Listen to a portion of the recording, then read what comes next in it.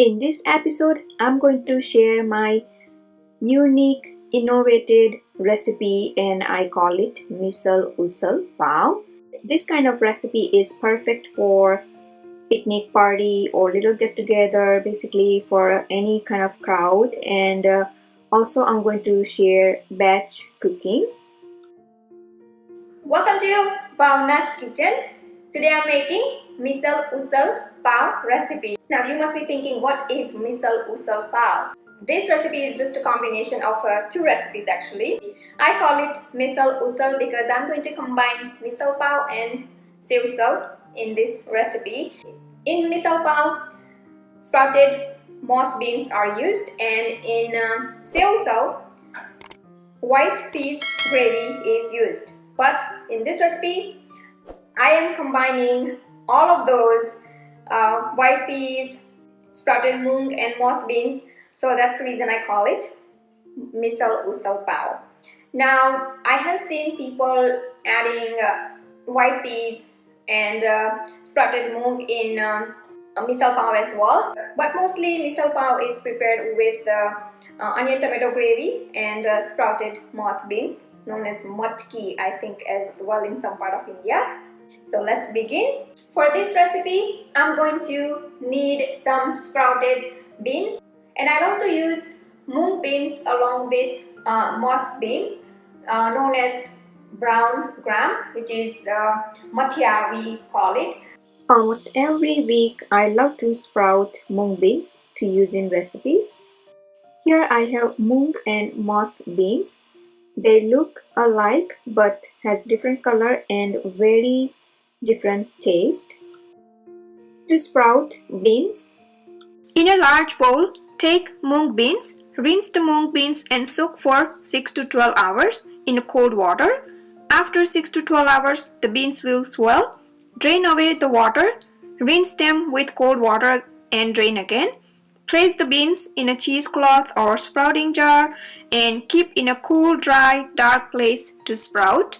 After about 12 hours, mung beans will be sprouted really good, but if desired, you can keep little longer for more sprouting. Using the same method, any kind of beans can be sprouted. Here I have a moth. This is how it looks like. Brown gram, and I'm going to drain out water. So here I have. Now I'm going to keep into this sieve. Then I'm going to cover it to allow it to sprout.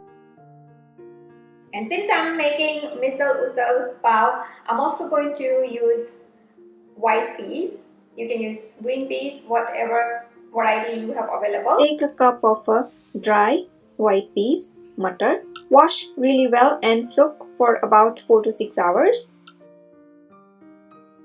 And today I'm going to use my electric pressure cooker to steam mung and moth beans and boil white peas at the same time. Yes, when you have ingredients that requires different time, it is better to come up with the idea of steaming and boiling. The reason I'm going to steam mung and moth beans is that I don't want them to be overcooked. But I do want white peas nice and soft, mushy kind of a texture. So that's the reason I'm going to boil white peas and then I'm going to steam mung and moth beans, and you will see the result, how great it is to just cook multiple recipes at once using an electric pressure cooker. By the way, I have also shared the video on how to cook multiple recipes using electric pressure cooker, so do watch all my videos and you will learn so many tips and tricks that you can use in the kitchen to save a lot of time. Into the steaming tray, take sprouted brown beans, moth, and sprouted mung beans. Into the sprouted beans, now add salt as per your taste, a pinch of turmeric powder, haldi, and sprinkle little bit of water. And give this all a really good shake. Now into the cooker pot, add drained, soaked dry peas and add fresh water, pinch of turmeric powder, haldi, salt to taste. Place 3 weight inside the cooker pot and Place steaming tray of mung and moth beans. Cover the cooker and lock and cook for 15 minutes. Be sure to have the vent on a sealed side. Ever since I started using my electric pressure cooker, I just keep on coming with the ideas how I can combine, how I can add more nutritions in my single recipes. And since electric pressure cooker allows me to cook multiple recipes at once, it makes it a lot more easier for me to just come up with the recipes like this. To prepare the gravy masala, take about a tablespoon of oil into the big pot and heat up the stove on a medium to high. When the oil is hot, add mustard seeds right and let them crack. Cumin seeds, jeera, asafoetida, hing if available, onion, curry leaf, mito lindo, ginger garlic paste, coconut, and now let everything cook really well.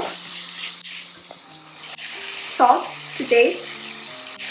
Cover and let everything cook. Let's check. Just a couple of minutes more. Check again. Add tomato. Cover and let it cook again until tomatoes are mushy. Let's check the tomatoes. I'm going to cook a couple of minutes more. Let's check the tomatoes. Alright, so I can see that tomatoes have become soft and almost gravy, as you can see. Turn off the stove. Almost turned into gravy. Now using the hand blender, blend and make gravy. A lot of people ask me, don't mustard seeds and cumin seeds gets into gravy? But as you can see, they stay whole even though I am running the blender. Only onion and tomato is getting pureed. Also, it retains the color. It doesn't get black at all just because of those mustards and cumin seeds. So it's perfect to give a tadka and then make gravy. Using this kind of method and little tips can save a lot of time in the kitchen. Alright, so this is done. Here is the closer look of the gravy. As you can see, mustard seeds remain the whole. Next, add water, haldi, turmeric powder, red chili powder as per your taste, garam masala as per your taste. If desired, add sugar or jaggery. Sugar is optional. Give it a quick stir. And let's check our mung and moth beans. Release the air. And carefully open the cooker.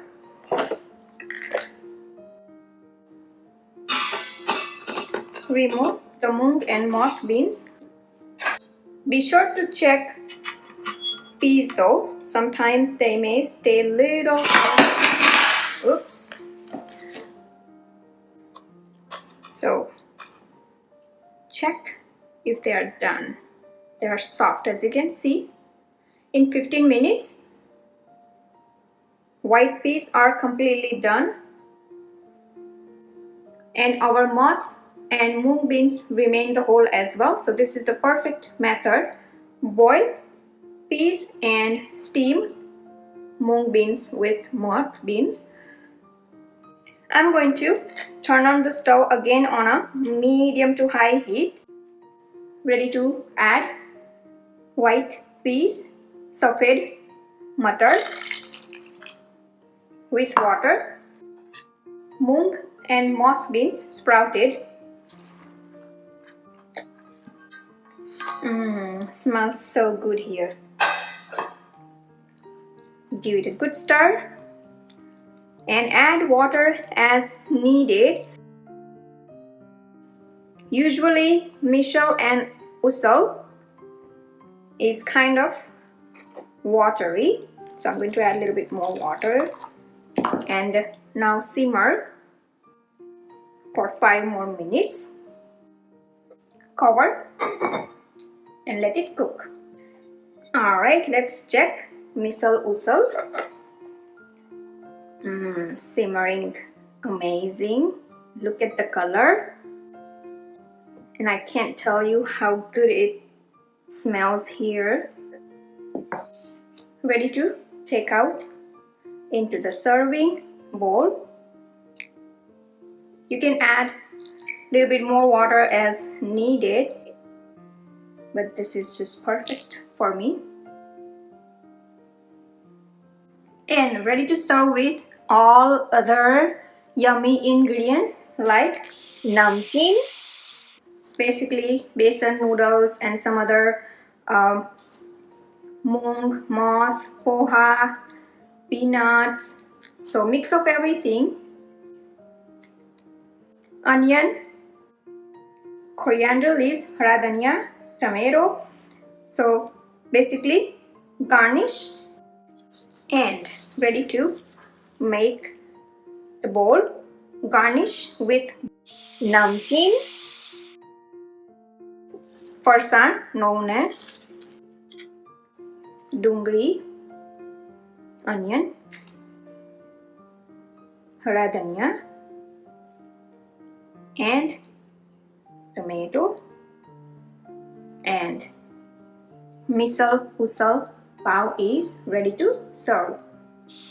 Look at how colorful and yummy everything looks. And I love to prepare this kind of recipe for get together or even on a rainy day.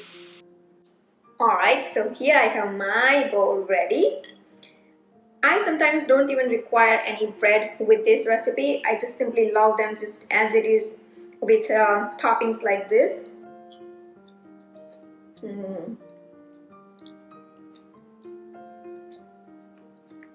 Bursting with a lot of flavors.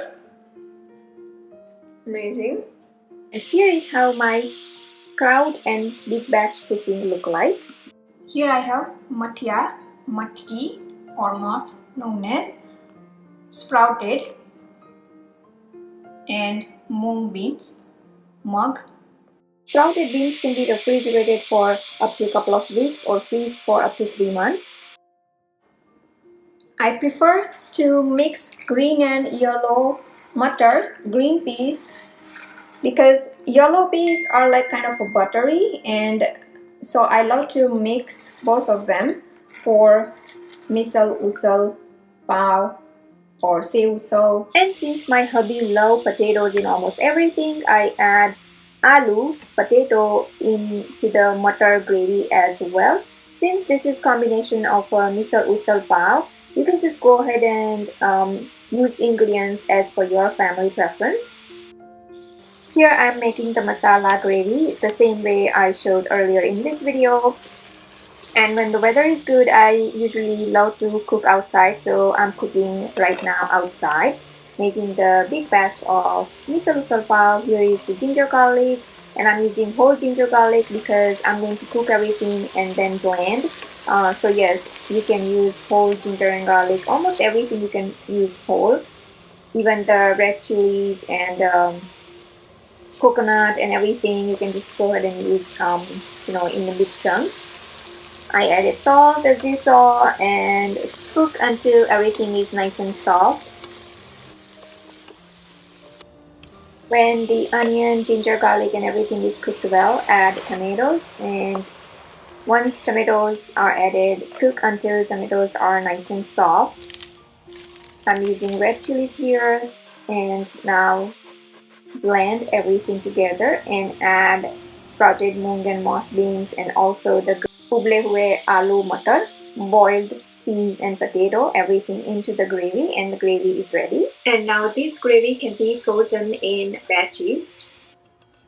I hope you enjoyed watching this video making of Misal Usal Pav. Please do like and comment below, and don't forget to subscribe to my channel for new recipe videos every week. You can also visit my website bhavnaskitchen.com for new recipe tips, tricks and ideas in the kitchen. You can follow me on Facebook, Twitter, Instagram. Pinterest. Bhavna's Kitchen is everywhere. You can also watch me on a big TV screen using Roku, Amazon Fire, or even just with a YouTube app. Also, don't forget to download my apps totally free, Bhavna's Kitchen, on iOS, Android and many other devices. Thanks for watching.